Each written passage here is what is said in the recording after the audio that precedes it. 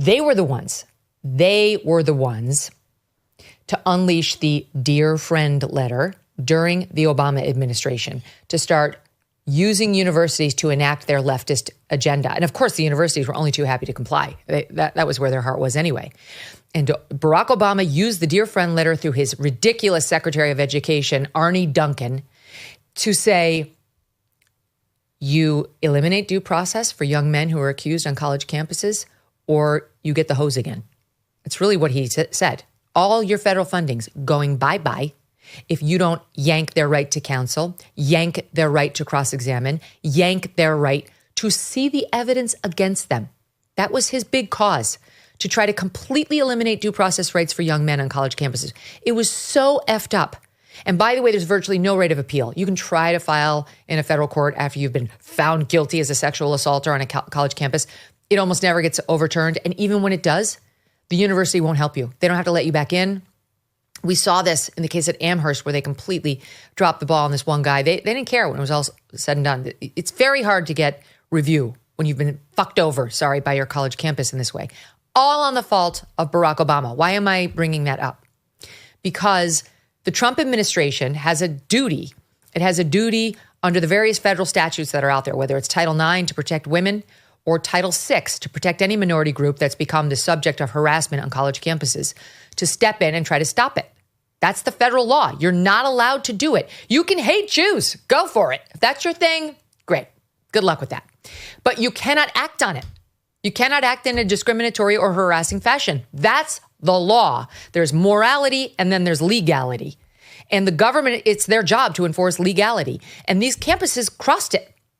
They crossed it with all those absurd protests where they were chanting Hamas slogans at Jews, harassing them, in some cases physically berating them or hurting them. And Trump is trying to bring justice now, saying this will never happen again. And here's how we're going to make sure it never happens again.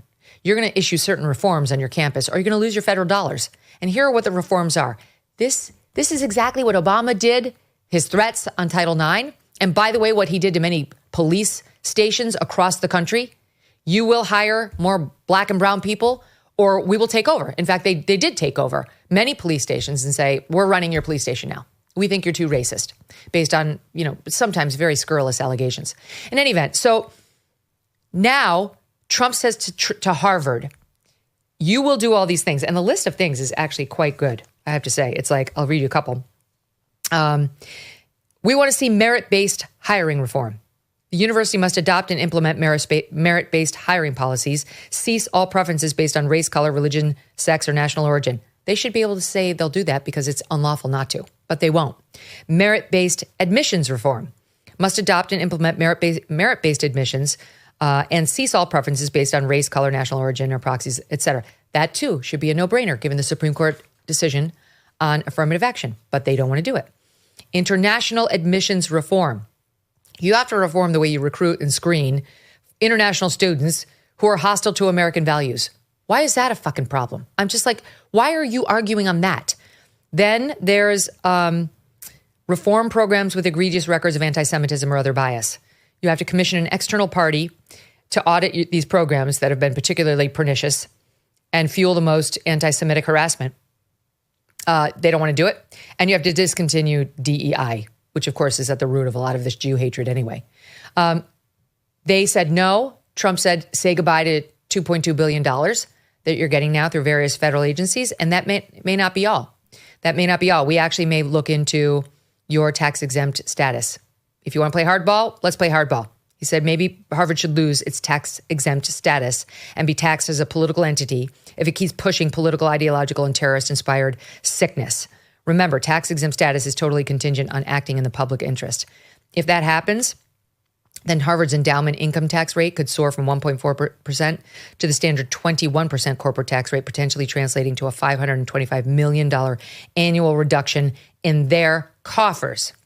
Who decides to weigh in on how inappropriate this is to use the federal government to threaten the universities? But Barack Obama, Batya.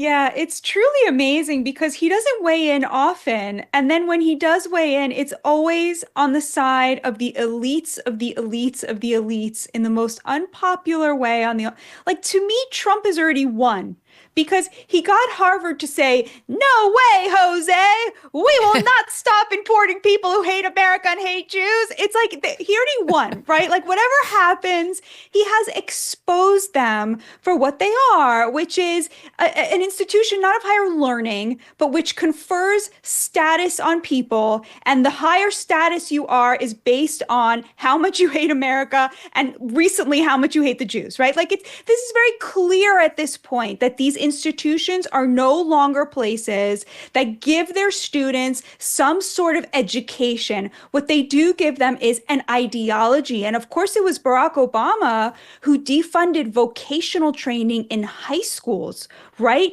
The idea was everyone's going to go to college. And why would he do that? Why would he block millions and millions and millions of young men of finding their way into the middle class by working with their hands for a living? Well, of course, because the number one predictor for whether you'll be a Democrat is whether you have a college degree, you know? So they were funneling people into college.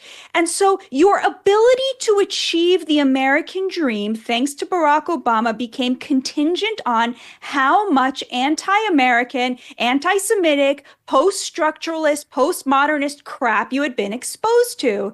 And of course, you could see how this directly leads to these activist judges. They've been exposed to it for 12 years, right? So they've been exposed to it for many, many, many more years than even just your average undergrad.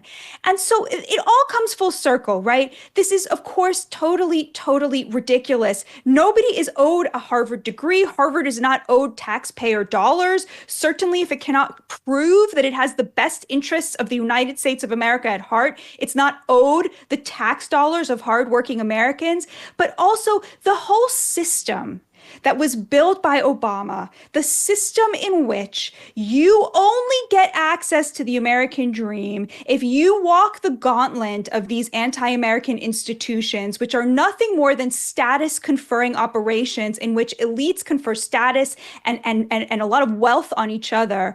That whole system is crumbling down. I don't want Harvard to reform. I want us to reform. I want us to stop seeing a Harvard degree as something to be proud of. I want us to stop worshiping at the altar of these institutions that hate us and hate working class people. And for the cost of $400,000 a year, teach young Americans who are going to be wealthy to hate the people who they're going to employ. Let's all just stop. We can stop. Like, however this drama plays out, I think Harvard's going to cave very, very quickly. I think the Trump administration's letter was an opening salvo. I don't think they're going to insist on every aspect of this list. They want certain things very clearly more than They also others. said investigate all teachers for plagiarism. I like that one. That's probably not going to go anywhere. I was also reading that and I was like, they'll never do that. That's for sure. But we really have the power as Americans to say, just no. Like, as Trump always says, you don't have to live like this. We don't have to live like that. We don't have to give people respect just because they have a Harvard degree or a Princeton degree or a Columbia degree. We can say, actually, this proves to me you spent 4 years being exposed to the most despicable ideology. It's already happening because corporate America already knows that a Harvard degree isn't what it used to be, and it means something else. And I'm sorry, but this is what the left has done. If you happen to be a minority and you're at one of these top elite universities and you graduate from it, it's 10 times so for you. They're going to look at you and think that Harvard accepted you because of your skin color. And whose fault is that? Harvard's. It's Harvard's fault.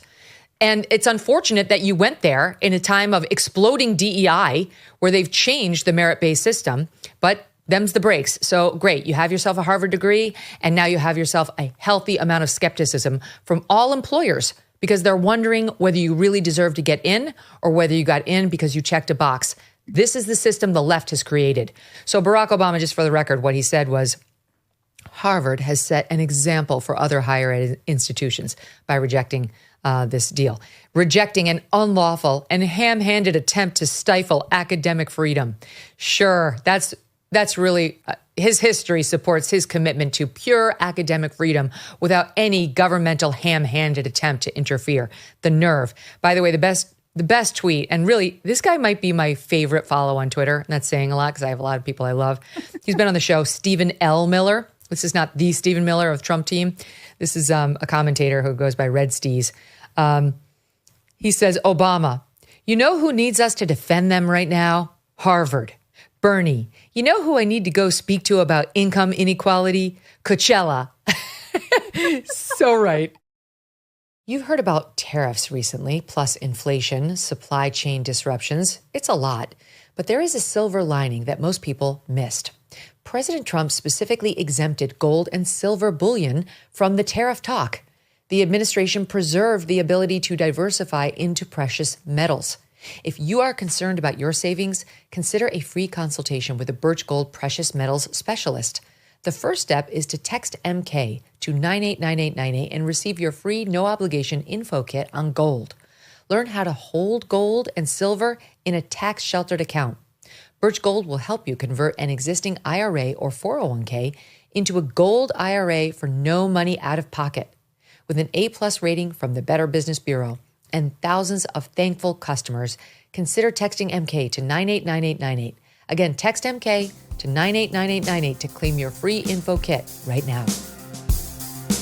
Thanks so much for watching. If you like what you just saw, hit the subscribe button for more clips and full episodes.